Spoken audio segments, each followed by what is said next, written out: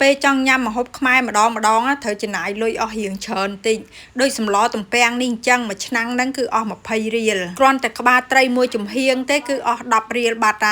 ហើយនៅបន្លែទៀតបន្លែហ្នឹងគឺថាអត់មានគ្រប់មុខផងសម្លទំពាំងខ្ញុំអត់ដាក់អណងទេដោយសារខ្ញុំអត់ចូលចិត្តចឹងហើយខ្ញុំស្លខ្ញុំដាក់តែទំពាំងជាមួយនឹងផ្សិតចំបើងហើយមានស្អំមានជាមួយនឹងលឹកងប់ស្អំជាមួយនឹងលឹកងប់ខ្ញុំគឺថាបេះបកកតាំងតែ2អាទិត្យមុនទិញហ្នឹងគឺថាចង់ញ៉ាំសម្លទំពាំងតែគ្រាន់តែចង់ស្លហ្នឹងឡើង2អាទិត្យហើយទើបតែបានស្លដោយសារតែថ្ងៃនេះគឺថាអត់មានចេញដំណើរទៅណាឯងព្រោះឲ្យដើរបាក់បៀយប់មិញហើយចឹងហើយក៏នៅផ្ទះហ្នឹងនឹកឃើញថាស្អំក៏មាន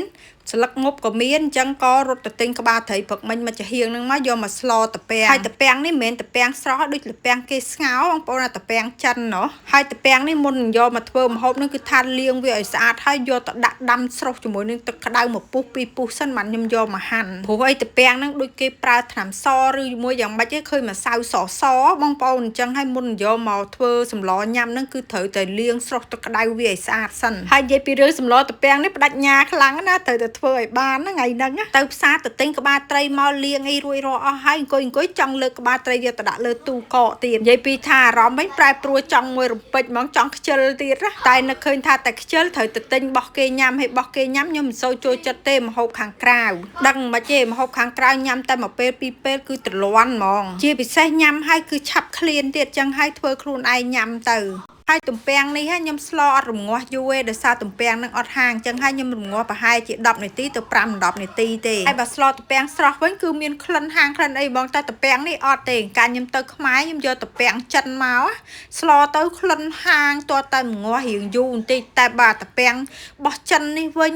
អាកញ្ចប់យកមកស្លអត់ដែរហាងដែរអីទេខ្ញុំយកមកខ្ញុំមិនដែរងាស់មិនដែរអីទេទំពាំងនេះហើយថ្ងៃនេះខ្ញុំស្លពីកញ្ចប់មានអីទំពាំងឡើងមកកកោបងប្អូនណាឆ្នាំងនេះរៀងជ្រៅដែរឡើងកន្លះឆ្នាំងហ្មងហើយស្លហ្នឹងញ៉ាំតែម្នាក់ឯងទេអត់មានប្តីណាជួយញ៉ាំទេហើយស្លទំពាំងខ្ញុំចូលចិត្តស្លលាយជាមួយនឹងសាច់ជ្រូក3ជាន់សាច់ជ្រូកហ្នឹងគឺសាច់ជ្រូកកច្រាំខ្ញុំអត់ដាក់ហាន់ដុំអីទេខ្ញុំពេលខ្លះខ្ញុំអត់ស្លមួយត្រីទេគឺខ្ញុំស្លជាមួយសាច់ជ្រូក3ជាន់កច្រាំអញ្ចឹងហ្មងបើនិយាយពីរឿងសម្លទំពាំងវិញកាលនៅមួយម៉ែកាលនៅពីក្មេងវិញណាពេលពីថាម៉ែខ្ញុំងាកស្លទំពាំងងាកស្លទំពាំងមកអាទិត្យមិនដឹងគាត់ស្លប្រហែលដងឯងដល់ពួកខ្ញុំអត់ចូលចិត្តដល់ពួកខ្ញុំយំថាម៉ែស្លអីស្លតែទំពាំងរហូតអញ្ចឹងបន្លែគាត់ចូលចិត្តដល់ពេលឥឡូវដល់ម៉ោងខ្លួនឯងមានអីចូលចិត្តដែរស្លទំពាំងចង់រាល់ថ្ងៃក៏អត់ធំដែរនេះថែមលេខថែមកើតទៅមានអីបងប្អូនហើយណែនិយាយពីថាឡើងចង់កាចឆ្នាំងហ្មងហើយគឺថាច្រើនមែនតើហើយម្នាក់ឯងនេះតែប៉ុណ្្នឹងគឺថាដាក់លើទូក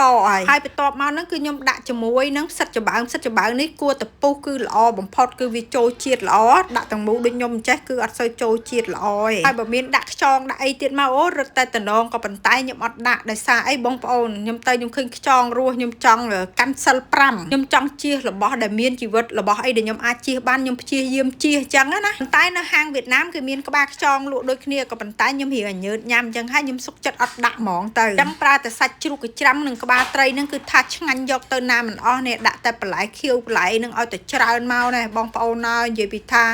អូយដាក់លិចដាក់កើតទៅឡើងកាចឆ្នាំងហ្មង3-4ពេលបានអស់នេះព្រោះឯងខ្ញុំញ៉ាំតែឯងក៏ប៉ុន្តែពេលខ្ញុំឃើញម្ហូបច្រើនចឹងពេកខ្ញុំដឹងថាខ្ញុំញ៉ាំអត់អស់អញ្ចឹងខ្ញុំទុកឲ្យចុះត្រជាក់ហើយខ្ញុំដួសដាក់ប្រអប់ដាក់លើទូកទុកញ៉ាំថ្ងៃក្រោយទៀតពេលយើងឃ្លានអីដួសចុះមកដាក់តែកណ្ដៅទៅគឺបានញ៉ាំហើយនេះបន្ទាប់ពីឆ្អិនហើយហ្នឹងគឺថាស្រូបបាយមួយចានស្លមួយចានគឺថាស្រូបចឹងមកថែមទឹកត្រីម្ទេសចឹងមកអូយបងប្អូនហើយឆ្ងាញ់ណាស់ក្តៅហិលជាមួយម្ទេសនេះហើយបន្លែទំពាំងហ្នឹងគឺខ្ញុំចូលចិត្តមែនតែនហ្មងហូបអីខ្ញុំអត់សូវចេះហូបម្ហូបច្រើនជាងបាយតែស្លទំពាំងនេះខ្ញុំហូបស្លទំពាំងច្រើនជាងបាយខ្ញុំដាក់តែបន្តិចទេក៏ប៉ុន្តែបន្លែទំពាំងស្លឹកងប់ស្អប់អីហ្នឹងគឺថាអូយបូមយកមានម្ទេសហិលចឹងគឺថាអែហ្មងណា